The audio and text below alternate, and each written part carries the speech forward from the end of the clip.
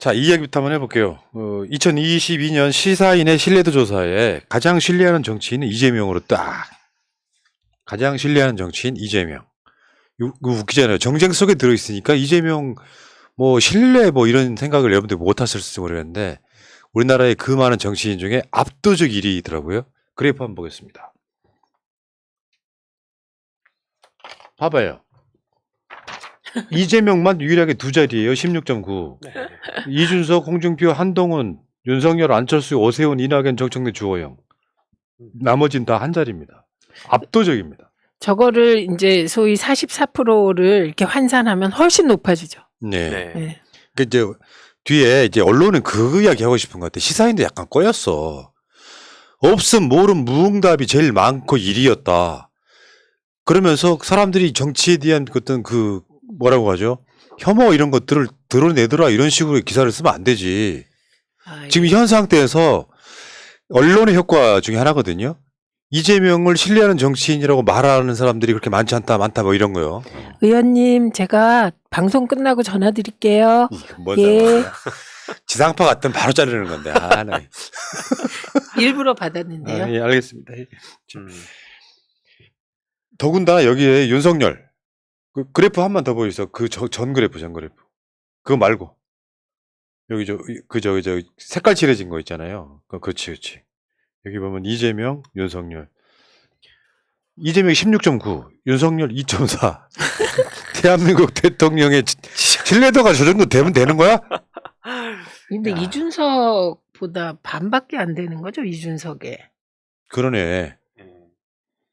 홍준표, 한동훈 아래, 특히 한동훈 아래 있는 거 보면서 참 진짜 그리고 안철수랑 같잖아요 이게. 그러니까 그거 보면서 지금 대통령이 얼마나 신뢰를 깎아먹고 있나. 뭐 이따가 많은 얘기가 나오겠지만 신뢰라는 게 진짜 그냥 우리가 너무 아는 단어니까 평소에 되게 무심하게 넘어갔던 것 같은데 그냥 문재인 정부 땐 신뢰란 말 굳이 할 필요가 없었잖아요. 좋아하든 싫어하든. 근데 지금은 신뢰라는 말이 계속해서 나오고 또 불안이란 키워드도 계속 나오는구나. 이 두 가지가 계속 눈에 들어옵니다. 아니 현직 대통령이 신뢰도가 2.4%. 그러니까 추석 때 이렇게 막 돌아다녀 보셨을 거 아니에요. 진짜로 신기하게 윤석열 취임하고 지금까지 나 윤석열 찍었단 말하는 사람을 본 적이 없어요. 아, 부끄러우니까. 그런 대통령이 지금 우리 대한민국 국민 전체의 불행인 거잖아요. 네. 명절이라고 하는 것에 정치 이야기 좀 최소한 나이 좀 먹은 사람들은 하게 되는데 나 윤석열 찍었다는 말을 못해. 왜냐면 내가 예를 들면 집에 가는데 집에 아버지가 나 윤석열 찍었다 그러면 자식들이 쳐다볼 그 혐오의 눈빛이 두려워가지고 아무 말 못하는 거예요. 이렇게 얘기하더라고요. 이 정도일 줄은 몰랐다. 자, 결국은 그런 것이고, 그래서 제가 만들어낸 조가 심리적 대통령이거든요. 그러니까 야당 대표라도 대통령의 역할을 할 수 있을, 물론 뭐 결정권은 없지만 견제도 하고 법을 만드는 과정. 그래서 그런 건지 지금 이 10위 안에 민주당 사람이 3명 들어가 있습니다. 이재명, 이낙연, 정청래. 정청래 의원 최고가 들어간 거는 이제 새로운 지도자가 한 명. 그렇죠. 수석 최고가 되면서 이제 네. 발생한 현상이기도 하고요. 대중에게 각인되는 거예요. 이게 어마어마하게 중요한 첫 진입이에요. 그러니까 포스트 이재명의 어떤 그 이미지를 이제 네. 가져가기 시작하는 네, 거죠. 네. 굉장히 중요한 장면입니다. 정청래 최고 응원합니다. 예. 예.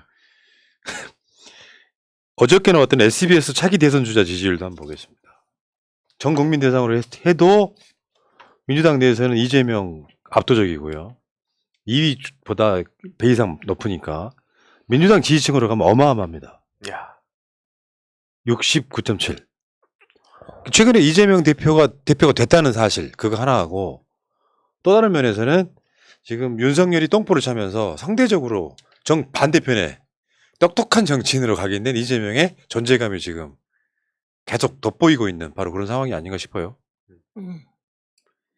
특히 지금 저쪽에서도 꽤 그 겉으로는 내색을 잘 안 하려고 하면서 계속 사법 리스크 타령을 하는 이유가 기존에는 이 86 계속 뭐 꼰대로 만들어가지고 꽤 공들인 그런 뭐 허상이라고는 생각하지만 어쨌든 그런 걸로 꽤 재미를 봤었는데 여기에서 벗어난 인물이기 때문에 더더욱 앞으로 또 새로운 전략을 짜야 될 텐데 그런 차원에서 민주 진영에서 정말 소중한 보배가 탄생했다라고 말씀하셨던 거에 저 되게 공감 많이 합니다. 특히 요즘. 이게 박근혜 탄핵 때 생각하면 비슷한 상황이에요.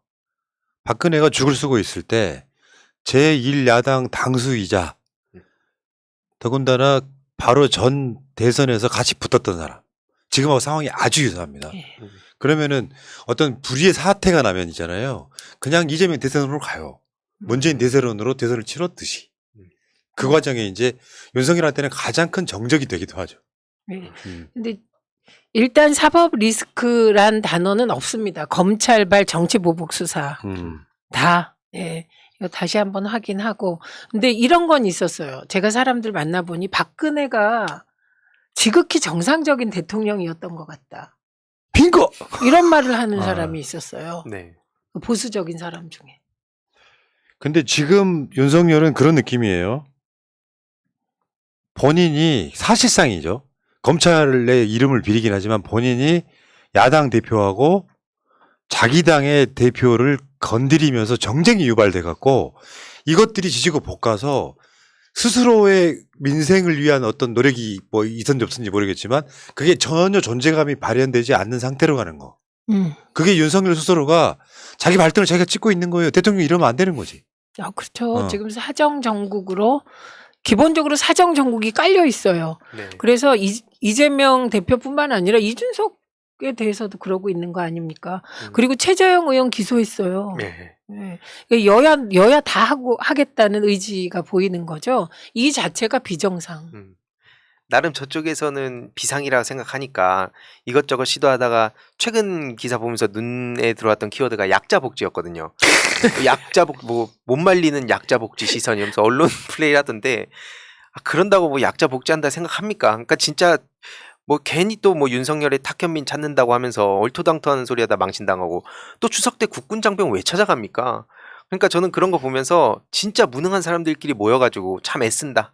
그런 생각밖에 안 듭니다. 그러니까 지금 이 시점은 어떤 시점이어야 되냐면 대통령이 취임해가지고 4개월 지났으니까 사람들이 신이 나 있어야 돼. 그렇죠. 그러니까 대통령이라고 하는 사람이 던지는 이슈가 물론 윤석열 자체가 뭐 코로나 끝나는 과정에서 미국에서 뭐 연준에서 환율 올리고 하는 과정도 분명히 있긴 하지만 모든 국민이 좋아할 만한 아젠다로 쭉 끌고 가야 되는 타이밍이에요.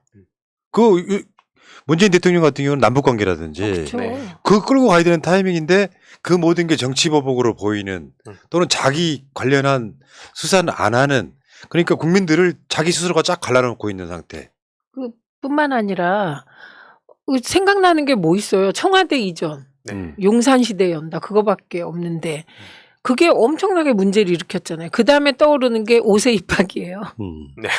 그러니까 이건 아젠다 세팅에도 실패했고 이건 무슨 얘기냐면 솔직히 집권하고 무엇을 하겠다가 없고 목표가 그냥 대통령이었던 게 아닌가 이런 그러니까 생각이 듭니다. 윤석열 씨가 대통령이지만 사실 아직도 문재인 정부 때 검찰총장에 머물러 있는 느낌. 네. 사람들이 심리적으로 윤석열을 대통령으로 받아들이지 않고 있는 느낌. 그러니까 이 사람한테 나오는 이야기는 이재명 건드리고 이준석 건드리고 자기들 스스로 셀프로 그런 아젠다를 계속 끌어들이면서 굉장히 위험한 지지율 30%대 초반에 고착돼 있는 거. 심각한 거잖아요. 이거는. 박스권. 30% 박스권이래. 그리고 진짜 이상한 게 왜 최근에 청와대 직제 명칭 바꿨잖아요. 무슨 국정기획 뭐 어쩌고. 아, 네네 내용. 아니 그런 거 다 어디서 하는 건지 아세요? 인수위 때 하는 거예요. 그걸 왜 지금 해요? 그러네 진짜. 그래서 고민정 최고위원이 그것도 제대로 비판했죠. 사람도 안 바뀌고 뭐 그냥 본질도 안 바뀌었는데 껍데기만 바꾼다고 무슨 소용이 있냐. 그러니까 인수위 때 뭐 했는지 모르겠어요. 문재인 정부는요. 인수위 없이 출범해도 그랬던 거예요. 근데 결국에는 대비되는 게 있어요. 정치 안정은 여당이 시켜야 돼. 그러니까 기본적인 모든 국민들은 나라가 막 논박이 오가고 논란이 휩싸이고 이러는 걸 싫어해. 편안하게 등식기나 이걸 태평성대라고 하는데 근데 여당은 지금 우왕좌왕 중이잖아요. 지금도 거의 네. 코미디고. 네. 다행인 것은 민주당이 급속도로 빨리 안정되고 있다는 거예요. 그러니까 정당 지지도에서 여당이라고 하는 국민의힘이 민주당한테 지금 다 뒤지고 있잖아요. 이거랑 연관이 있는 거죠. 그 여의도의 여당은 민주당이다라고 하는 이야기가 이제 이미지화 되고 있는 측면도 있죠. 그래서 제가 여당 패널들하고 하다 보면 제발 민주당이 민생 좀 안정시켜 달라는 말씀을 하셔가지고 제가 어머 민생은 여당이 안정시키는 겁니다 이러고 너무 이상하죠. 진짜 심리적 대통령이란 말이 딱 이걸 표현한다고 생각합니다. 예. 자, 어쨌건 지금 민주당은 지금 당 전열을 정비해서 아마 조 땡땡 의원 정도를 제외하고 나면 아. 이재명 대표를 비난하는 것 같은 목소리는 사실상 안 나오고 있는, 이분은 내가 봤을 때 국민의힘 성향을 너무 심하게 드러내는 게 아닌가 싶고요. 그거 한마디만 해도 네, 될까요? 하세요. 예.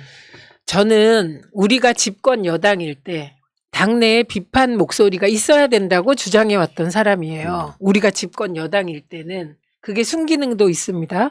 그런데 지금 전국을 보시면 그 특수부 출신 대통령의 특수부 출신 법무부 장관이 이재명 대표와 심지어 부인까지 타겟으로 지금 이런 정치보복 수사를 하고 있지 않습니까? 그러면 이 상황에서 야당에서 자기 당 대표를 비난하고 내부 총질하는 건 그건 허용해서는 안 되는 거다. 여당일 때와 야당일 때 달라야 되는 거다. 그건 병이에요, 병. 그러니까 우리 같은 상식을 가지면 어떻게 이재명을 비난합니까? 근데 자기 시각 자체가 저쪽에 머물러 있기 때문에 비난거리로 보이는 측면도 분명히 있는 것이고, 어중간한 양다리 걸치면서 윤석열한테도 좀 밉보이지 않고 싶은 그 아주 얄팍한 속내들이 언론상에 나오면 드러나는 그런 사람들이고요.